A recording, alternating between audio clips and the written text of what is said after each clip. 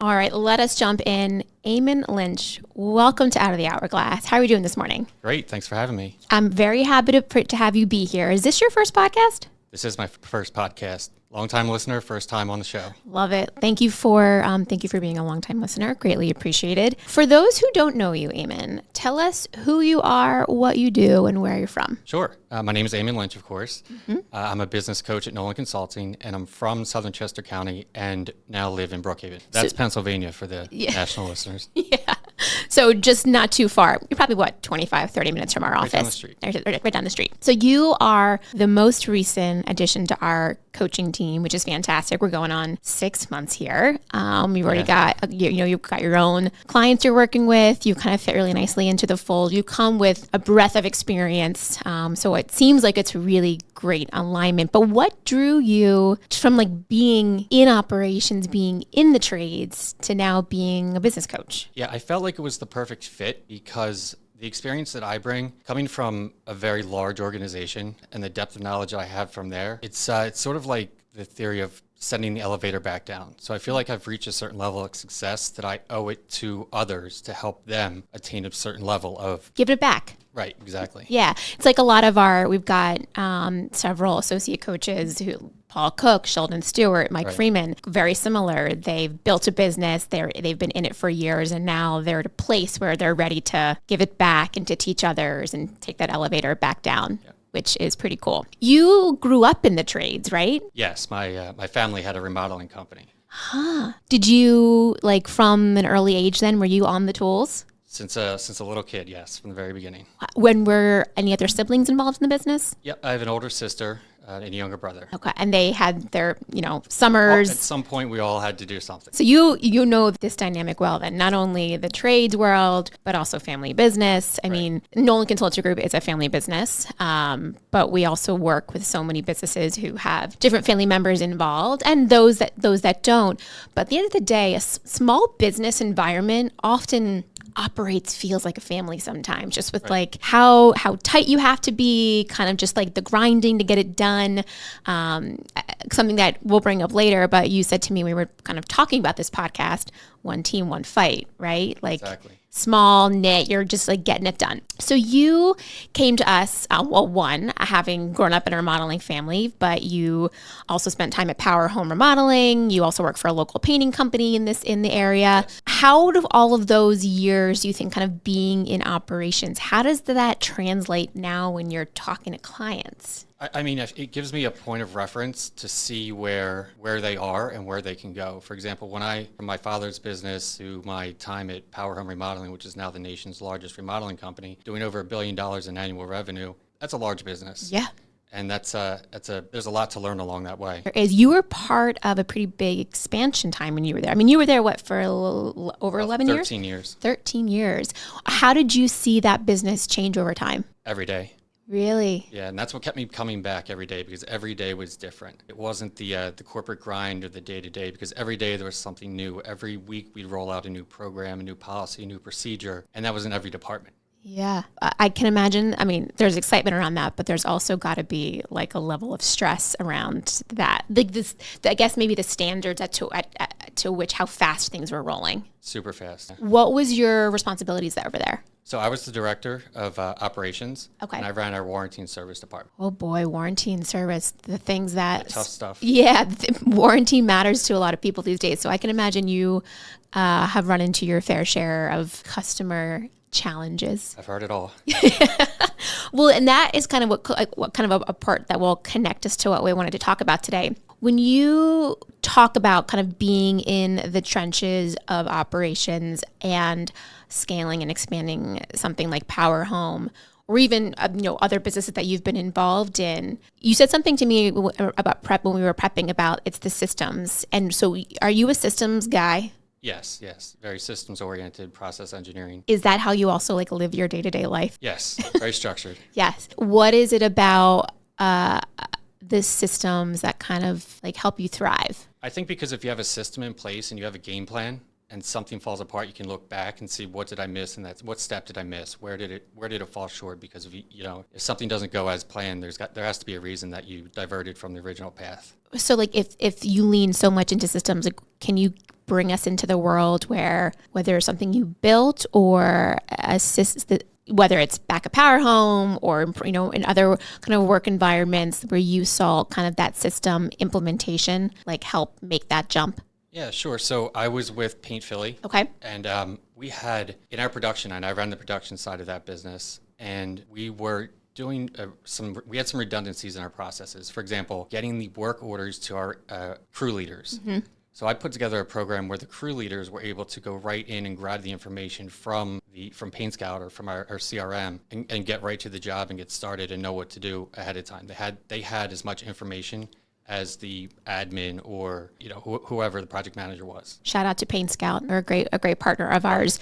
But so like giving them access to that. Right. Teaching them how to use the technology, how to read the work order, how to go through, how to navigate the app, how to know what to look for and to be ready. And that makes everybody happier. It does. And that speaks to kind of that importance of that. Well, one, the sales to operations handoff, which we've talked about here on the podcast before. We'll talk a little bit more today, but it's that production side. So obviously you're an operations guy. Your head leads to like production systems. How do we make things more efficient? But something you shared to me recently is a struggle you often see is accountability in production. Right. Why do you see that as a struggle? How does that come up? I hear from business leaders and project managers about they feel frustrations with somebody didn't do this and somebody didn't do that. And I feel like, well, are you holding them accountable? And we can't just get frustrated or blow up when something goes wrong when it may have been going wrong all along. So the business owner or the production manager or whoever needs to look themselves in the mirror and say, did we train this individual properly? Did we give them the right information? Were they prepared to do the job? Have we been missing? Has this mistake been taking place for a while and we just haven't nipped it in the bud? Right. So you can't come down and try to hold somebody accountable out of nowhere if you haven't been doing it all along. So it requires kind of that like inward look. Exactly. on yourself or your team or whoever is responsible for those things. So it's the people balance, but it's also the process balance, which becomes a very delicate line to walk. Right, because if we create a process or a procedure, we have to roll it out to our team in a way that they see the value behind it. That it's not just like, do this, follow these steps, and then report back. We have to show them why it's better for the company, why it makes their job easier, why the customer has a better experience at the end of the day. So it's like, it goes back to something we say on here a lot. It's that communication factor, probably 10 times more than you think you've needed to say it. Yeah, I mean, do people really understand why we're making the changes that we did? Bring us back into the Power Home world. When those changes were made, what was that communication channel? How did those things happen? Well, it really starts with frontline feedback. So, what's happening in the field or what's happening in accounting or what's happening in, even marketing. What are they seeing on the front lines and what are we hearing? So let's take the top couple issues and identify what the problems are, record them, track them, and then start to pick them apart. Then reverse engineer what you already have. If you don't have something, then you have to start from scratch, but you have to put it together in a way that makes sense and that is as easy and simple as possible. Limiting the barriers. Yes. Or the potential, fight backs. When you would implement something there, how long from like it being rolled out to it like becoming part of like the well-oiled machine? Was there like an expected timeline? Totally depends. I mean, if it was something like, the user interface on the CRM changed and it's a matter of click here instead of there, or this is now a drop down instead of having to fill out the field, that should take a day or two. Mm-hmm. But if it's something like changing a manufacturer, that can take a year. So like setting the right expectations around those changes. You're working with business owners now, or even, field leaders, and issues of production and accountability kind of rise to the top of the conversation. What is your approach in those conversations? You have to treat people like people. You have to get to know them. And if you're not having regular conversations with them, just regular daily check-ins on a regular basis, then to try to hold them accountable when things go wrong, that's not a good look. It's like what's going on behind the process, what's going on kind of with the person. Sure. You spend a lot of time when you're in operations also connecting with sales. And this to me is part of like setting up production for success, right? It's does production have all the things they need to do to get the job done well? Has the customer expectations been set appropriately? But those expectations are really set kind of at typically the sale. I don't care how small or how big the job is, residential or commercial. Like the expectations of what's going to be done happen during that sales process. Operations then has to make it happen. Right. So I've had, Kyle Mulroney and Jim Falk on here before from Nolan Painting, both who have spent many years in those operations, in those sales roles. And there's a delicate dance there. Right, between the sales and production operations. Yeah. Things, yes. Yeah. I know you got to have a story here about issues awry. Hundreds. The one thing is to not overpromise and underdeliver. We want to underpromise and overdeliver. So we have to be careful about what is said, what is agreed upon at the point of sale. You can't just do whatever it takes to get the signature or get the sale, right? Yeah. We have to be ethical about it, and we have to make the right promises, but we don't want to overcommit. So it's important for the sales team to understand what the capabilities are of the production team. What can we actually do? And that can only come about if there's constant communication between the sales team and the production team. How do you do that well, though? I mean, people try it, people think they're doing it well, but how have you seen that done right? Yeah, I mean, I would say joint meetings, depending on what size your business is. If there's at some point, whether it's weekly or biweekly or monthly, you have to have everybody in the same room together. And it's not to go over every single job or just the bad jobs or just the good jobs. It's to talk about the reoccurring issues that you see and how you can work together to eliminate them. Mm-hmm. So it's like we keep seeing this, XYZ issue appearing on the production side. Maybe the sales guys just didn't know that you can't do it that way. Right. So let's talk to them and maybe train them or show them. And if the salesperson goes into the home and they're more educated on the process and the products, then that's going to present your company as an even more professional organization to the customer. We're seeing a lot now, or it's, when it comes to hiring of sales, we're saying, you don't need to look for someone always in, who's been in the industry and done sales. Find a great salesperson, someone who can sell anything. But this is where that training of like what you actually do and what operations can provide is so critical, because you don't want, might be a great salesperson, but if they're selling everything that you can't do, you're in trouble. Yeah, but on the contrary, you don't necessarily have to look for somebody that has sales experience. I mean, some of the best sales reps that I know were bartenders, servers, Uber drivers, and they just didn't know that they had a knack for sales. But when they realized that those type of people, especially people that are in the service industry, they know how to interact with customers. They already have that skill. Did you ever do sales? I did not. No. Would you ever want to do sales? Probably not. No. Operations. How did you end up in operations? Maybe it's just like who you are and how you operate, being like a routine guy. Yeah, I guess I just fell into it. Yeah. Did you ever work in operations or do anything on the, I guess if you were working in your dad's business, you were probably working on the production side a little bit? Yeah, well, that was a little bit of everything. Yeah. I mean, it was handing out flyers, knocking on doors, It's wearing all the hats. Yeah. You talked about being at Power Home, you would join in on sales meetings. And these were not small meetings. No. These were lots and lots of people. What was your role there? What were you there to do? So again, we would take information that we see in the field, bring it back to them and try to show them like, hey, maybe we could change this or tweak that, but also be there for them to ask questions, to be a panel almost so these meetings have anywhere from 40 to 70 remodeling consultants in the room.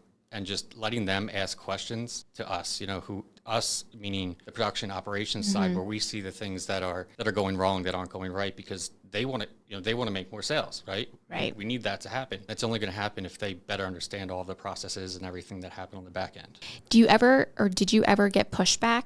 Yeah, I mean, there is some pushback, but it's again, I mean, if we can't install it or paint it or hang it, it's that we can't.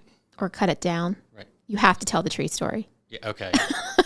It's too good. Yeah. So we had a remodeling consultant, which is a sales rep, selling a large bay window to a customer. And in replacement windows, they're different than a new construction flanged window because it sits in the pocket. So it has a wider frame. Okay. Which means that there's an elimination of the glass space. So it has a smaller viewing area. But the product we were selling had a narrow frame. So the selling point was, well, Mrs. Jones, you have a greater viewing area. You can see look out your window and enjoy the beautiful view. And the customer says to the sales rep, I have nothing to see. Look at that giant tree out there. It's right blocking my view. Why would I care? Well, allegedly, he told her that we would come and cut it down for her if she signed line today and got the window installed. So we install the window, everything goes flawlessly with the install, but she wasn't paying her bill. So we gave her a call, said, hey, Mrs. Jones, just wanted to check in. How's everything going? And she said, I'm waiting for you guys to send the guy to cut the tree down. And I said, excuse me? She said, you have to cut my tree down because so-and-so said that you guys would cut this tree down so I could enjoy the view out of my beautiful new bay window. So I go to the remodeling consultant and I say, did you say this? And he said, maybe. I mean, we say a lot of things at the home, we're not really sure, but maybe I did. So I'm like, all right, well, we said it, so we need to figure something out. Yeah. So, so I figured it out. I ended up contacting a local arborist or tree trimmer and then giving the customer a certain amount of discount that she could put towards having that tree removed. But like the fact that, even that consultant said, we say a lot of things to get the sale. Is there any consequence on that side? Like you can't just say things to get the sale and then not put it in the work order. Right, you can. And that depends on how you want to operate your business and how you want to hold your salespeople accountable for that sort of thing. Yeah. But that's up to your business owner. But like, I would hope that wasn't a repeat situation for that. That's the only time I recall that happening. Okay. But so it's like, that speaks to, there are things that are said that don't always make it into the contract. Right. And that can get to be pretty difficult. Yeah. So I'd say anything that you discuss with the customer needs to go in the contract. So anything of importance, like we have to put our color, styles, quantity, size, options, all obviously have to go in there, footage, all that stuff. But even if there's something like, this is the dog's name, or make sure you don't park in the front yard, that sort of stuff should be in there, because if the customer cared enough to tell you that at the point of sale, they expect that to make its way to the installation side of things. As many details as possible. Yes. Like set up production for success. Was it a hard shift for you to go from like a large operation being Power Home to, different massive teams, different departments, kind of lots of capital, lots of money to make things happen, than to a startup with Paint Philly? Like, yes, that is not an easy shift. It was, because my partner and I were doing everything. It was just two of us in the beginning, and it was like, wait, I can't turn around and ask HR to handle this. I can't send you are HR. Right. I can't send this invoice to accounting to approve. I have to do it. Yeah. All that sort of stuff. So yeah, major shift. But it was great. It was like I just kind of had to like scale it back, dial it back, scale it down, and just kind of put on all the hats again. Did you, were you able to see kind of, or knowing what you knew and coming into that, were you able to identify like, this is where we need to prioritize our time, or these are the first several roles for us to begin? Like if we're going to grow this thing, like this is what we need to invest in. Yeah, because my position at Power, I was at a vantage point where I interacted with all of the different verticals of the business. Okay. So I had my hands in accounting and HR and brand and marketing and sales, because I had to handle these issues. So knowing how those different divisions or sectors of the company operate made it easier for me to see, because I'd done it before. So what did you invest in first? What were the first roles you guys hired at Paint Philly? Sales. For sales. Yeah, you can't do anything about marketing, of course, but you can't. Sales has to happen. And you weren't a sales guy, and your partner wasn't sales. He was selling. He was selling, but you needed somebody else to also sell. Yes. Okay. That, I love that you said that, because it's so, you and I both talk to so many business owners who are wearing the production hat, wearing the business owner hat, wearing the selling hat, HR. And there's often like, who do I invest in first?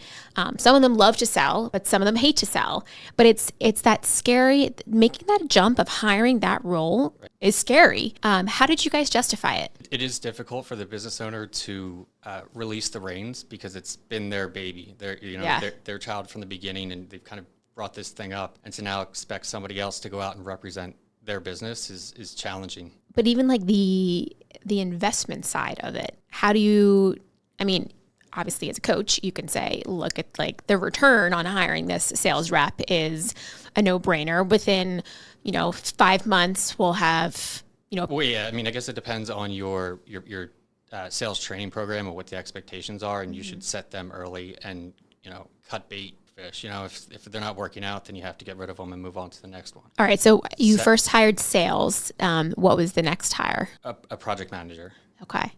It's one thing to like be in starting a business and to kind of not know which steps to take first. That's a lot of what we help clients do, is kind of that implementation ladder as you're looking to grow, like where are we investing our time? You were fortunate to come from kind of that experience. So did you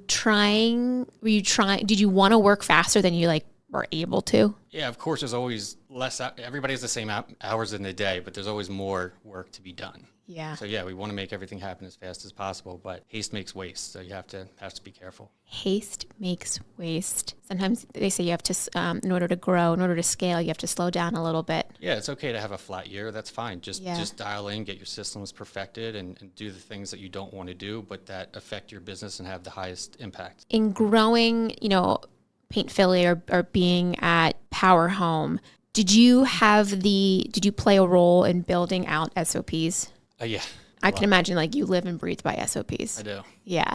What, from the creation of those and rolling those out, what kind of trust did that help build within departments? Or how did you see like, oh, we've got a way of doing things now? Like, did that change how the business would operate professionally? Yes, totally. It's like you can't, football season is starting. These guys have been studying playbooks all summer. You can't run a business without a playbook. So you need these SOPs as your playbook. So everybody knows what their role is, where to go, when to go, what their tool is, what their resources are. And without having that playbook, then you're screwed. When you're talking to clients now, are you like SOP minded, like focused? When a challenge arises, like an accountability issue, is how your mind thinks is one of the first things, like, is this written down? Is this written down? How often do you hear that it's not? Well, some guys say, yeah, it's hanging on my wall over here, and there's a whiteboard, or it's up here because the business owner started the business and they've been doing it out of their head, and maybe sit down and train an admin on something. But if it's not in writing, then how does that admin, if they're out for a day, or if they leave, or you hire a new person, or the process changes, where do you document along the way that the week in the process? It's like definition of being in the hourglass. Yeah, if exactly. It's like in your head, or one person is out for the day, so like it can't happen because that person isn't there. Right, creating your own hourglass, yeah. Creating your own hourglass, kind of with SOPs and different departments,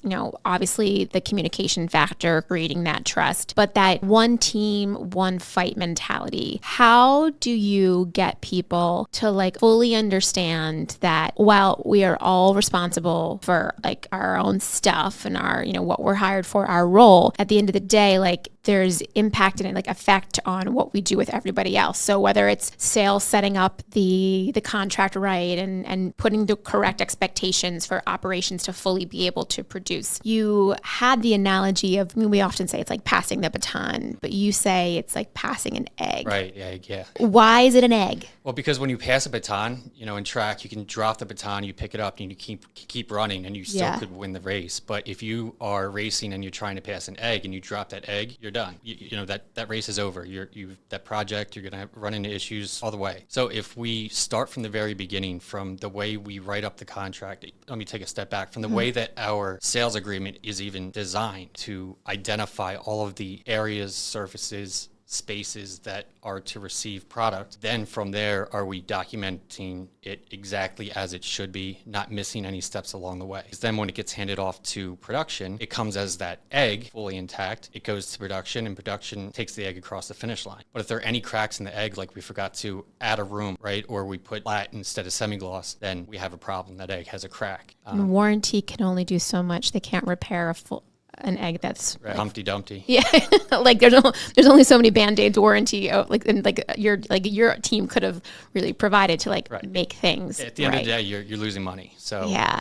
And I mean, compensation and obviously money ties into this. We often see, Nolan Painting is doing this. There's a lot of other businesses doing this as well, tying productivity into sales commission. Yeah, that's a great way to unify the divisions of your business. So if we want to create a compensation package that has an incentive in there to write up a better project at the point of sale, so that when it goes to production, it's that much cleaner and has a higher percentage of success, then that's great. And that's what's going to create the unity between the sales and production side of the business. So, I don't care how you do it. There's an infinite ways you could do it. If you want to do 0.5% of GP after over a certain amount of GP on a project, well, you better believe that sales rep's going to write up a better job at the end of the day. And they're going to reach out and say, hey, how did that job go? They might even show up on the job, right? I recommend that all the time. Go out and see how it's done. get out in the field. Yeah, check in. I mean, it's also kind of part of the whole customer experience too. Like, because oftentimes they feel like a customer, especially on the residential side, they'll see a sales rep at the start, but then once it's handed off to production, they never see that sales rep again. And that's how the relationship began, right? It's like, how do you bring that full circle? And it's really getting that team to understand, like, this is not just a handoff and moving on to the next thing. Like, we need to fully see that project through. Right. Yeah. I've heard from customers, who even is in charge of my project? Because Mike came out and sold it. Susie called and scheduled it. Somebody else told me the paint was coming. Then a guy shows up and says he's a project manager. Then there's a crew lead. Then he has 3 guys or girls that are painting. Who do I go to with my problems? Yeah. So if we can all kind of get on the same page so that the customer doesn't have any questions, and we set up the customer communication, which is huge, if we set that up in a way that there's no need for them to ask questions, and if they need to ask questions, or if they have a problem, they have a point person they know who to go to. Having that point person is huge. It becomes, I mean, it's like their advocate for like things going right, things going wrong. What most excites you about digging in to working with clients right now? Like, obviously, like, this is your jam. You can pull apart operational challenges. You can help create SOPs.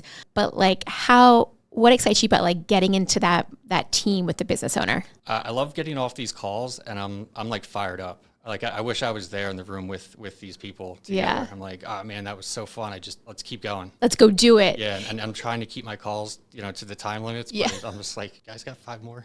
I know. We could do a couple more things. It is got to be hard when you and our other coaches become kind of so invested in what's happening with these organizations, and being able to see like the little triggers or changes that like can bring a big impact. Is it hard to like get off that call and not be like the person to do it, because that's how you are? Yes, very, very difficult, because I want to get in the trenches, and I want to get there, and I want to fix it. Yeah. But I can't. So that's been a challenge to kind of zoom out from the frontline leadership type thing, where I can be the one to help somebody with the question and be there, but I can't be in 20 different clients' offices 6 days a week. Yeah. So your job is to hold people accountable. Yes. Which is also challenging. How do you, is it tough for you when like a decision or something was, decision was decided upon 2 months ago in a meeting, and this is what we're going to be working on implementing, and then 2 months later you're on a call, no progress has made. I have to imagine for a guy like you, you got to be like, dude, what's happening here? Yeah, I mean, but I try to hold back. Yeah. Because we build emotional intelligence relationships with our clients. So having that relationship, you understand what that person is like, what they're going through, and if they can't make a call because the wheels are falling off, then fine. Yeah. We'll push it. Or if something doesn't get done, I understand it. You have a business to run. So I'm just here to help. You also are very well aware that like things arise within those months. We always say business is messy. Like, you're going to eat problems for breakfast.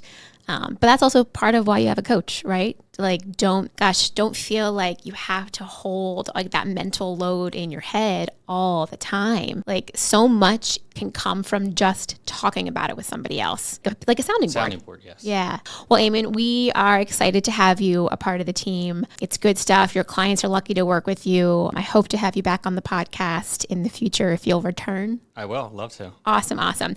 Well, then I always say until next time.